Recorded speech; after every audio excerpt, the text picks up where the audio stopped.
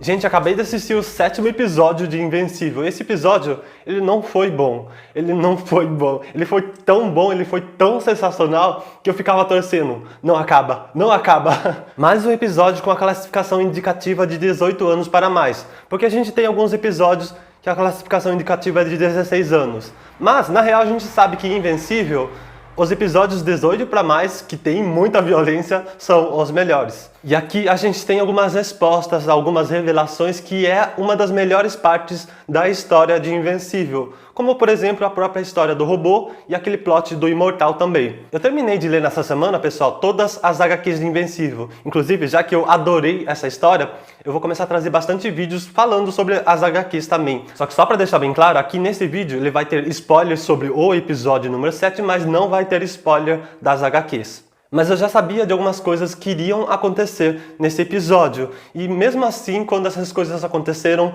foi espetacular. A forma que foi adaptado os quadrinhos para o episódio é muito boa. Naquela história do robô, por exemplo, a gente descobre que o robô, que seria um nome bem genérico para um robô, né? Na verdade não se chama robô, e sim Rudolph Connors, ou apenas Rudy. E o verdadeiro corpo do Rudy é aquele corpo deformado que ficava dentro daquele vidro. E através de um chip implantado direto no seu cérebro, o robô controlava vários de seus drones. Então aquele robô que a gente conhece, da equipe jovem, é apenas um dos drones do Rudy. E a gente descobre o porquê do robô ter libertado os gêmeos Mauler, que é para usar o conhecimento deles de genética para criar um novo corpo, que é um clone do Rex. Por que ele escolheu o corpo do Rex? Porque ele percebeu que a menina monstro, embora ela tenha dado uma surra no Rex e tal, lá naquele outro episódio, né?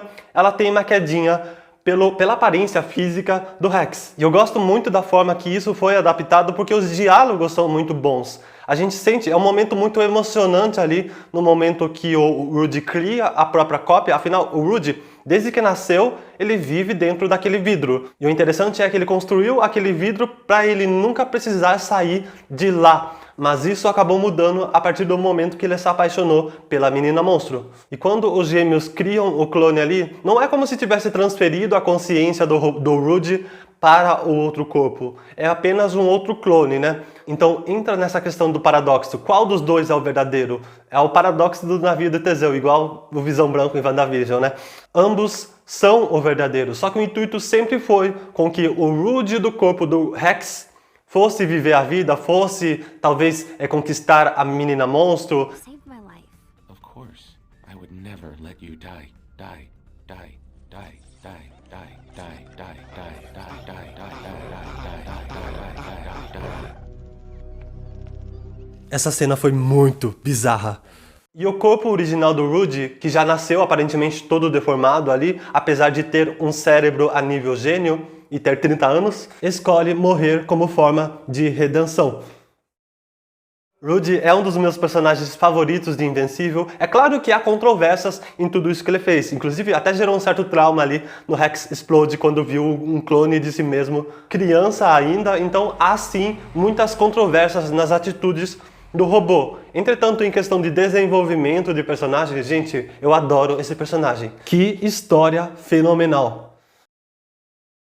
E no episódio passado de Invencível, a Debbie descobriu a verdade sobre o Omni-Man. A verdade que ele tinha matado os Guardiões Globais.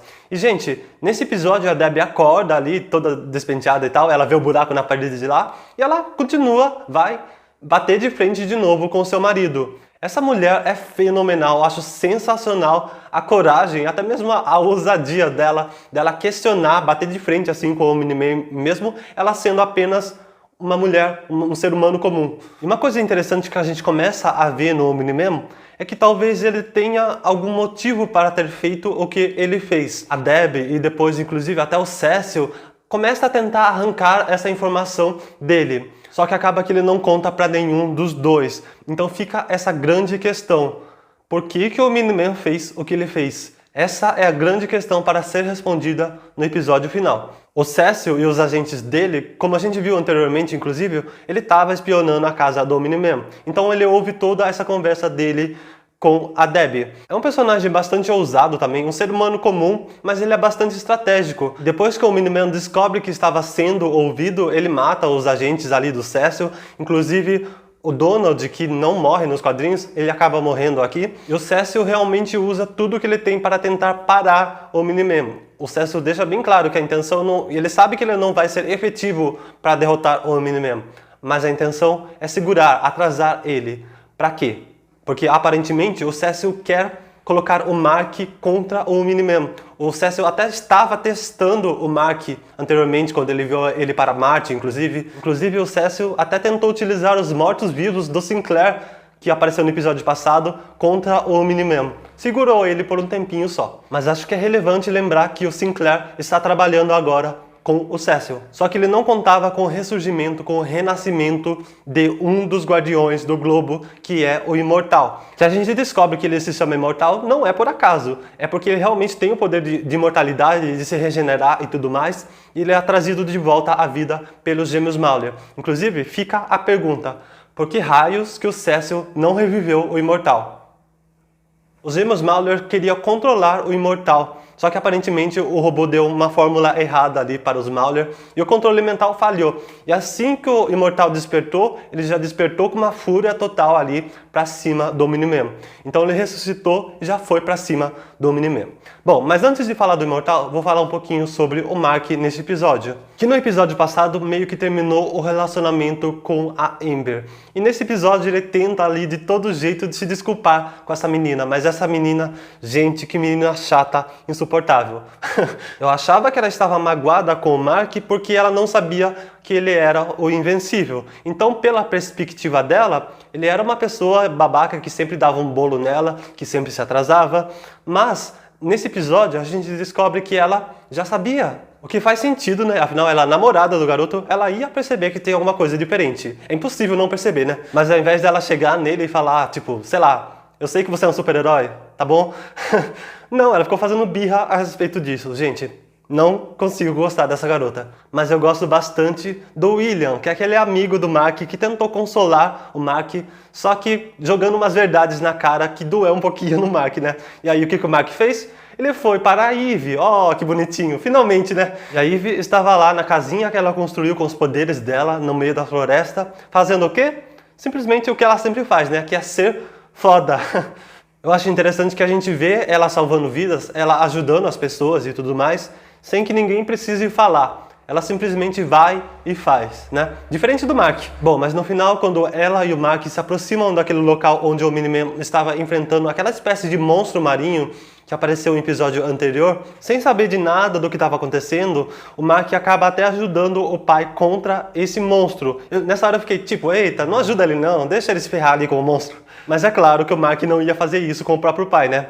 Só que depois, quando o Imortal ataca o Omni-Man buscando vingança por ter matado os Guardiões Globais, aí o Omni-Man acaba matando novamente, matando entre várias aspas, né, o Imortal. E além do Mark ver tudo isso, ele ver o pai dele estraçalhando o Imortal ao meio ali, um helicóptero maroto que estava ali filma isso e transmite para todo mundo. Então agora a máscara caiu, não tem mais volta, todo mundo já sabe o que o Omni-Man fez. A questão é, a única coisa que a gente não sabe é o porquê. E quando o Omni-Man diz ali, Mark, precisamos conversar, fica subentendido que a gente vai descobrir no próximo episódio. Ah, que episódio sensacional, que série maravilhosa, tô até com pena de já estar acabando a temporada. Bom, comenta aí embaixo o que vocês acharam desse episódio. Eu aguardo vocês na semana que vem então para comentar sobre o episódio final. E ao longo da semana, pessoal, vai ter vários vídeos comentando com spoiler das HQs de Invencível aqui no canal, certo? Muito obrigado pela atenção e até o próximo vídeo.